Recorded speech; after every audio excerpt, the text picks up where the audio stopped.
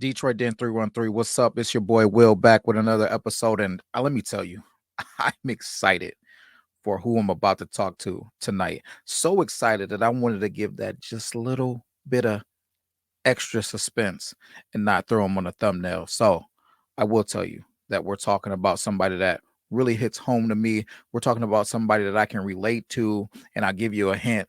It's somebody that's a little bit vertically challenged, a little bit undersized. I won't keep you guys waiting too long. Tonight, we are talking about none other than Amik Robertson. When you talk about flat out playmakers, uh, I think you're talking about Amik Robertson, and I cannot believe that he has been pretty much forgot about to me, man. I don't hear too many people talking about him anymore. Every now and then I've seen this multiple times. I see a projected depth chart for this season, and it's pretty much looks like this. I'm seeing Carlton Davis. I'm seeing CB2, Terry and Arnold. I'm seeing Ennis Rakestraw at the nickel. I'm seeing Kirby Joseph and Brian Branch back there on the back half playing the safety positions. And while those are some solid quality players, while those are um what could be when I'm and I say could be when I'm talking about Ennis Rakestraw and I'm talking about Terry and Arnold, I'm talking about they could be dogs, right? I'm not here to say that I wasn't excited when we drafted both of those guys, and I haven't been preaching that our secondary is going to be a problem this year. But for the people who are leaving out Amik Robertson, I think you're absolutely crazy. And listen, shout out to my boy Steve, man. He said he wanted to step up this channel. He said he wanted to take this thing to the next level and start putting up some video evidence. So I got a little bit of video evidence for you guys here at Midnight Madness tonight. But before I go to it, I want to say this. When you talk about grit, when you talk about guys who just fit the Detroit Lions, you cannot keep overlooking Amik Robertson. One of the best players to come out of Louisiana, and I don't know ever. He was an absolute dog coming out high school. Just broke all types of records. This young man played his junior season with a torn ACL. What are we talking about? I feel like before we drafted Ennis Rakestraw and Terry and Arnold, there was a lot of hype around him. There was a lot of excitement. There was a lot of people who maybe didn't necessarily know who he was and then started digging into the film and getting super excited the same way that I got excited. I knew I was aware of him, but I didn't really love him the way that I love him now. When I dug into this film, it was it was all she wrote. So listen, he is gonna be a playmaker. He's the type of guy that I feel like he's a offensive player stuck playing on defense. So let me give you a couple examples right now. Here's one. Here's one. And let me see if I can get this in here. So this is Amik, right? He's on. Let me run it back. This was on a forced fumble. He scoops it up and he just turns into a running back, man. Like after he scoops this thing up, he looks like a running back. He looks like a young man that could be, I don't know, potentially getting used on kick return. He's got moves, he's got quickness, he's got agility, and on top of that, he's a tough, gritty player with elite ball skills. And when I say elite ball skills, let's go to one more clip before we talk about him some more. So this is George Kittle. This is George Kittle. So this is what top two, top three tight ends in the NFL who he's going up and high pointing the football and wrestling it away from George Kittle, right? So this isn't just some bum. This is one of the top tight ends in the NFL, and he's going up and making a play. Guys, I'm telling you, I really believe that Amik Robertson is truly underrated from the way that he comes up and tackles. He plays a game with a physical nature to him. He's the type of guy that'll punch footballs out and force fumbles. He can scoop and score, as you've seen. His vertical is insane, even though he's a smaller guy. If you go in and break down the film, man, you see him constantly. He's 5'9", 185 pounds, but he plays like he's 6'2". his vertical, with his instincts, with the way he gets in and out of his breaks, man. It's special. I feel like he's a very underrated corner, man. And I don't know, going into this season, I hear all the hype about Terry and Arnold. And maybe this is a hot take where I'm going, but I don't know that he's gonna be CB2. I don't know that he's gonna be CB2. This thing isn't guaranteed. Um Amik Robertson is proven.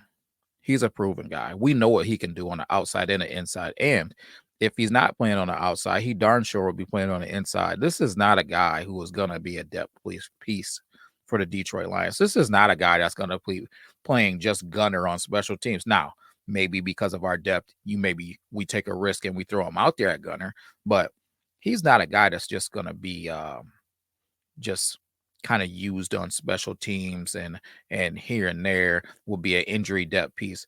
I guarantee you, barring injury, Amik Robertson is going to be on that football field. I don't think that there is any way. And I love Terry and Arnold. I love his film. I really like Ennis Rakestraw.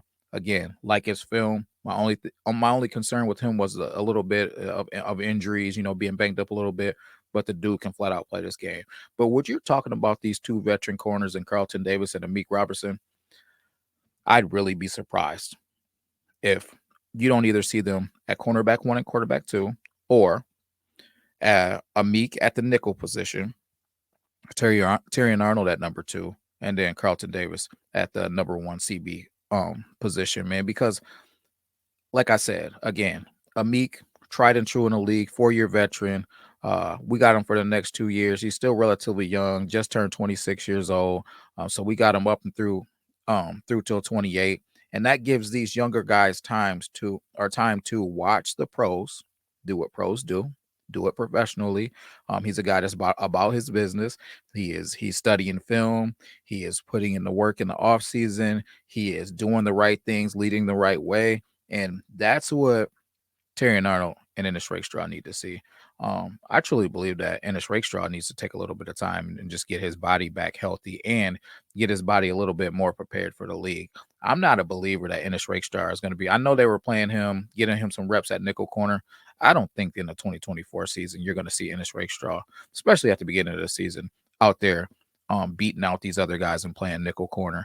And I'm not for sure that you're going to see Terry and Arnold out there week 1 at CB2 over Amik Robertson. Maybe you will, maybe you won't. That yet remains to be seen. I'm looking forward to seeing how he does in training camp. But the NFL is tough, man. There's a lot of good receivers in the league now. It's an offensive driven league. So I mean, you can't defensive guys, man. You're not allowed to touch these guys anymore. You can't breathe on these guys. You get too close to them, they're throwing 15-yard flags now. So it's really tough for DB to come in as a rookie and just be special, man. So maybe on the back end of this thing, Terrion will be playing at a high level, but I'm not truly expecting him week 1 to go out there and just be seatbelting guys, man, week 1. Now, who knows? Who knows? But guys, put it in the comments. Let me know what you think. Do you think that Amik Robertson is going to be a special team, or do you think that he's not going to be in the starting lineup? Do you think that he is not going to be on the field and he's going to be a depth piece? Because I'm going to tell you, if that's how you feel, I think you're nuts. I'm just gonna say it. I think you're nuts because this man is an absolute dog, man. Dog, junkyard dog. He's gonna come down and hit, like I said. He's gonna go up and make plays. I got another situation, man, because everybody talks about Aaron Glenn and how he wants to play man to man, and that's what he's been missing. And I'm not a true believer of that. I think that Aaron Glenn is very versatile. I think that what Aaron Glenn truly wants is what all of the Detroit Lions want, is versatility. We want to be able to 1 week be a zone team, 1 week be a man team, 1 week be a heavy blitz team. What we want is the ability to play this game multiple ways, so you cannot just prepare week in and week out for the Detroit Lions, because you don't know what you're going to get, right? When you don't have guys who can cover, the choice is made for you. You're a zone team or a match team. And we'll get into that a little bit more. My boy Steve put out an episode with Jack Campbell. Make sure that you check it out. breaking down the film. I thought there was some really good things on there, but I did see a couple of things. I wish we would have been on together so we could have bantered it a little bit. But just some of the things that we do defensively are hard to predict, man, because you don't know what we're in. You don't know if we're split field coverage. You don't know if we're playing zone. You don't know if we're changing the strength. You don't like a lot of these things are predicated on match. It's very few teams are just going out guarding green grass anymore. Meaning, it's very few teams that are just growing out and playing zones like it. Cover 2, cover 3, cover 4, garden grass, garden an area.